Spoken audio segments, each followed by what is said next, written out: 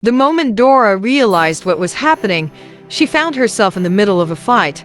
Her stepmother, along with her children, surrounded Dora and brutally beat her. After the assault, her stepmother ordered her to fetch water. Despite the late hour, Dora pleaded to be allowed to wait until morning, but her stepmother was adamant, demanding she fill 3 large drums. Reluctantly, Dora went to the kitchen to pick up a container and headed to the river. The night was eerily quiet, and only the moon's light guided her. As she walked the narrow path, tears streamed down her face. She sang softly to comfort herself, but soon stopped, lost in thought about her future. When she reached the river, what she saw shocked her to the core. A hunter was standing by the water, but as Dora watched, he transformed into a shining figure with long hair. Startled, she called out, "Odo." The figure turned, his eyes glowing like the sun.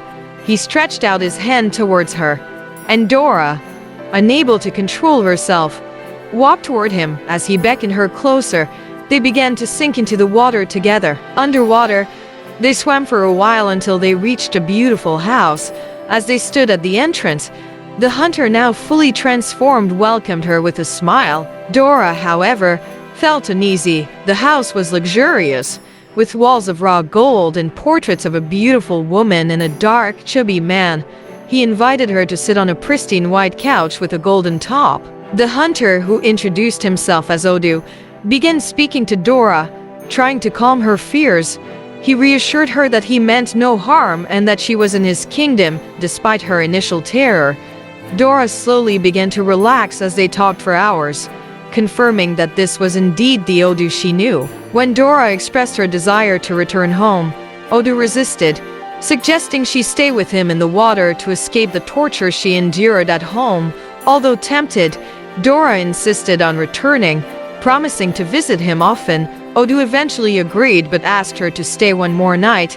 The next morning, Dora, who had grown more comfortable with Odu, still refused his advances. When he attempted to get closer, apologizing, Odu backed off. When Dora finally decided to leave, Odu gave her a small golden necklace for protection. Dora returned home to find her stepmother and her children waiting for her. Despite greeting them, they ignored her. Her stepmother soon had Dora flogged, but to everyone's shock, Dora felt no pain. Even more surprising, her stepmother suddenly became exhausted from beating her.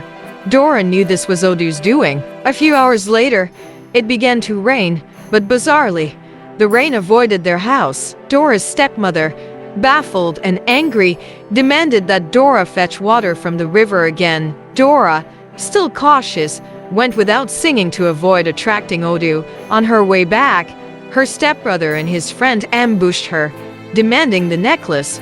When Dora refused, they attempted to stab her, but the knife could not penetrate her skin.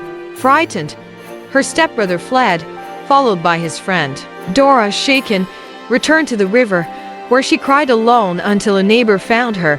The neighbor insisted on taking Dora home, where her stepmother, ignoring the neighbor's plea, slapped Dora only to feel the sting herself. Dora realized the necklace was protecting her. The next morning, Dora woke up without the necklace.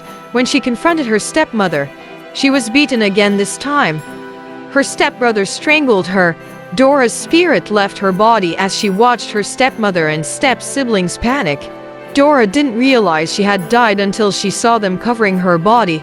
She tried to interact with them, but no one could hear or see her. Odu appeared in the room, confirming he could see her. He explained that Dora had been too careless, ignoring all the signs he had given her about her stepfamily's intentions. Dora begged Odu to bring her back to life, but Odu revealed that it was too late. Dora was carrying his child. Horrified, Dora protested, but Odu insisted that she would now live with him in his underwater kingdom. As they left for the river, Dora couldn't help but cry, feeling trapped by her circumstances. Despite her initial resistance, she had no choice but to follow Odu. Enter text. Back at his place, Dora refused to eat or speak to him. Grieving her fate, Odu apologized and tried to comfort her, but Dora remained distant, longing to return home. Eventually, Odu asked if she truly wanted to go back, but Dora, torn between two worlds, could only turn away.